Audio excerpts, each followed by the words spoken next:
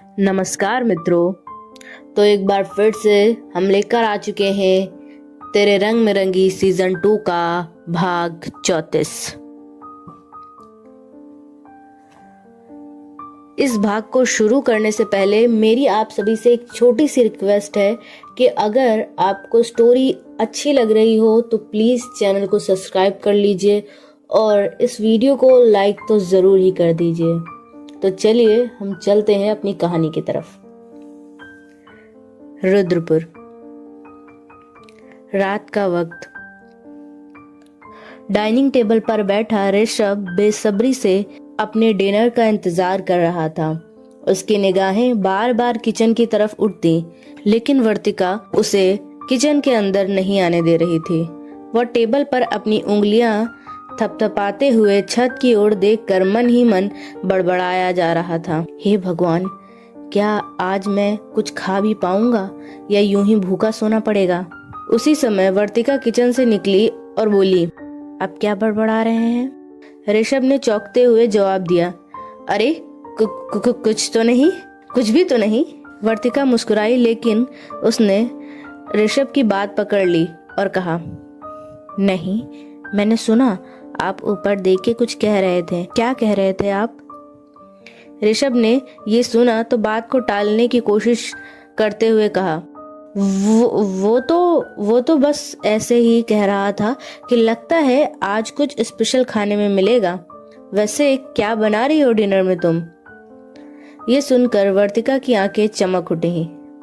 उसने गर्व से कहा, आपको पनीर पुलाव बहुत पसंद है ना, तो मैंने आपके लिए वही बनाया है। ऋषभ की आंखों में चमक आ गई। उसने मुस्कुरा कर कहा, तो देर किस बात की, जल्दी से प्लेट लगा दो, अब और इंतजार मुझसे नहीं होता, वैसे भी बहुत भूख लग रही है। ऋषभ की ये बात सुनकर वर्तिका हल्का सा मुस्कुराई और बोली, बस 1 मिनट और रुक जाइए ऋषभ, डिनर तैयार ही है, मैं थोड़ी देर में लेकर आती हूँ। ऋषभ ने ये सुना तो एक बार फिर से अपने पेट को पकड़कर बैठ गया। वर्तिका तुरंत वहां से किचन में चली गई।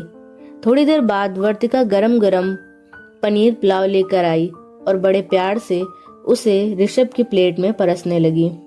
ऋषभ उसकी हर हरकत को देख रहा था। उसके भीतर वर्तिका के लिए प्यार उमड़ रहा था। आज वह खास तौर पर खुश था, क्योंकि उसे पता था कि वर्तिका को खाना बनाना ज्यादा पसंद नहीं, लेकिन फिर भी उसने पूरा दिन सिर्फ उसके लिए किचन में बिताया था। उसकी मनपसंद डिश बनाने के लिए वह सुबह से जाने कितनी बार क्या क्या चीजें बना रही थी। अंत में उसने वो बनाया जो ऋषभ को पसंद है। वर्तिका ने ऋषभ की प्लेट में पनीर पुलाव परोस कर कहा, अच्छा, अब जल्दी से आप खाकर बताइए कि पनीर पुलाव कैसा बना है। ऋषभ ने उसकी आंखों में झांकते हुए धीरे से उसका हाथ पकड़ लिया और फिर उसे अपने पास खींचकर अपनी गोद में बिठा लिया। वर्तिका ने हैरानी से कहा, ये क्या कर रहे हैं? अभी तो आपको भूख लग रही थी और अब ये सब? छोड़िए मुझे। ऋषभ ने मुस्कुराते हुए जवाब दिया, अरे वर्तिका, मैंने तो बस आपको इसीलिए बिठाया है कि आप मुझे अपने हाथों से खिलाएं। वर्तिका ने हल्की मुस्कान के साथ पूछा, सच में या कोई और बात है? ऋषभ ने शरारती अंदाज में कहा, वैसे आप क्या सोच रही थी? कहीं ऐसा तो नहीं कि आप सोच रही थी कि मैं आपके साथ कुछ और? ऋषभ ये बोलते हुए वर्तिका के गर्दन की तरफ झुकने लगा तो वर्तिका शर्मा कर झेपते हुए कहती है, मैं कुछ नहीं सोच रही, मगर आपको ज्यादा सोच रहे हैं, इसलिए चुपचाप डिनर कीजिए। ये बोलकर वर्तिका ने प्यार से अपने हाथों से पनीर पुलाव को मिलाकर एक निवाला बनाते हुए ऋषभ के मुंह की तरफ बढ़ा दिया।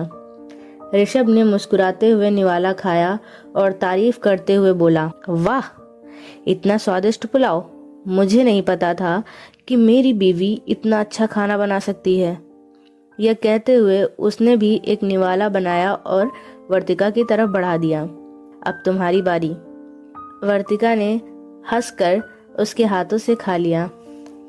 डिनर के दौरान दोनों एक दूसरे को खिलाते रहे।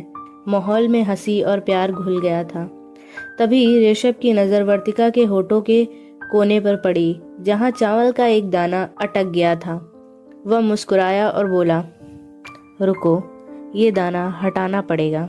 वर्तिका को अभी ऋषभ की बात को समझ ही नहीं आई थी कि ऋषभ ने अपने होठ उसके करीब ले जाकर वह होठ के किनारे लगा दाना उठा लिया और फिर धीरे धीरे उसने अपने होठ वर्तिका के होठों पर रख दिए।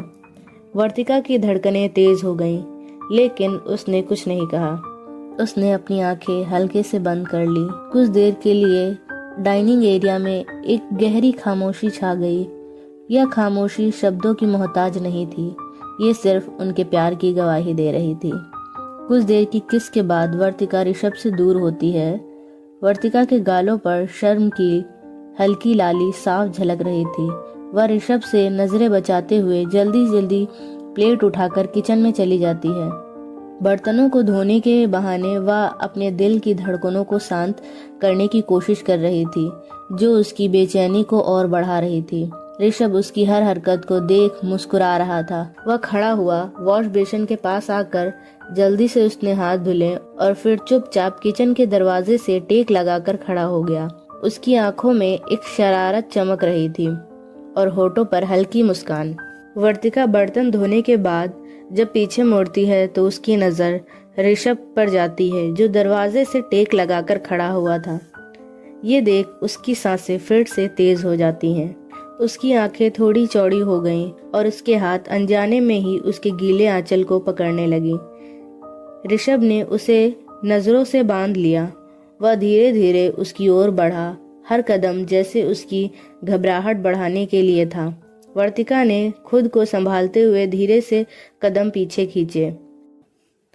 ऋषभ, आप, उसने हिचकते हुए कुछ कहना चाहा, लेकिन उसकी आवाज में ना तो शक्ति थी और ना ही कोई विरोध। कुछ ही कदमों बाद दीवार ने वर्तिका के कदमों को रोक दिया।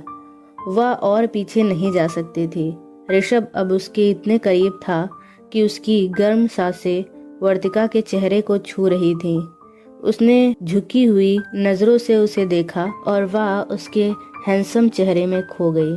ऋषभ ने अपनी मजबूत बाहों से वर्तिका की कमर को पकड़ा और एक झटके से अपने करीब खींच लिया। वर्तिका का दिल जैसे उसकी छाती से बाहर आ जाने को तैयार था। उसकी सांसें लड़खड़ा गईं और उसने हौले से नजरें उठाकर ऋषभ की आंखों में देखा। उन आंखों में प्यार और परवाह थी। आप ये क्या कर रहे हैं? वर्तिका ने धीरे से कहा, मानो ऋषभ से ज्यादा खुद से पूछ रही हो। जो मेरा दिल कह रहा है, ऋषभ ने धीमे स्वर में जवाब दिया। उसकी आवाज में इतनी गर्मी थी कि वर्तिका का चेहरा और भी गुलाबी हो गया। अचानक बिना कोई चेतावनी दिए ऋषभ ने उसे अपनी गोद में उठा लिया। ऋषभ, ये आप क्या कर रहे हैं? वर्तिका ने घबराते हुए कहा, लेकिन उसकी हल्की मुस्कान और झुकी हुई नजरें कुछ और बयां कर रही थीं। तुमसे दूर रहना अब मुझसे नहीं होता, ऋषभ ने उसे देखते हुए कहा। उसकी आवाज में प्यार और अधिकार दोनों था। सीढ़ियों की ओर बढ़ते हुए ऋषभ ने एक बार भी उसकी नजरों से अपनी नजरें नहीं हटाई। वर्तिका ने उसकी गर्दन के पास अपनी पकड़ और मजबूत कर ली, जैसे डर और प्यार के बीच झूल रही हो। मुझे नीचे उतारिए, वर्तिका ने धीरे से कहा। उसकी आवाज में एक अनजानी सी शर्म और झिझक थी। उतार दूंगा, लेकिन तब जब मुझे यकीन हो जाएगा कि तुम मुझसे भागने की और कोशिश नहीं करोगी, ऋषभ ने मुस्कुराकर जवाब दिया। कमरे में पहुंचकर उसने वर्तिका को धीरे से बिस्तर पर बिठाया। उसके चेहरे की मासूमियत देखकर ऋषभ का दिल एक बार फिर उसकी मोहब्बत में डूब गया। वर्तिका, तुम मेरी जिंदगी का सबसे खूबसूरत हिस्सा हो। तुमसे दूर रहने का ख्याल भी मुझे परेशान कर देता है, उसने कहा और वर्तिका की हथेली को अपने हाथों में ले लिया। वर्तिका ने अपनी आंखें झुका ली, लेकिन उसके चेहरे पर हल्की मुस्कान थी, जो उसकी खुशी की गवाही दे रही थी। उस रात उनकी खामोशी हर शब्दों से ज्यादा गहरी और सुकून भरी थी। तो दोस्तों, आज का ये चैप्टर यहीं समाप्त होता है, पर जल्द ही हम इसके अगले चैप्टर के साथ फिर आपसे मिलेंगे। तब तक के लिए बाय बाय, मिलते हैं नेक्स्ट चैप्टर में।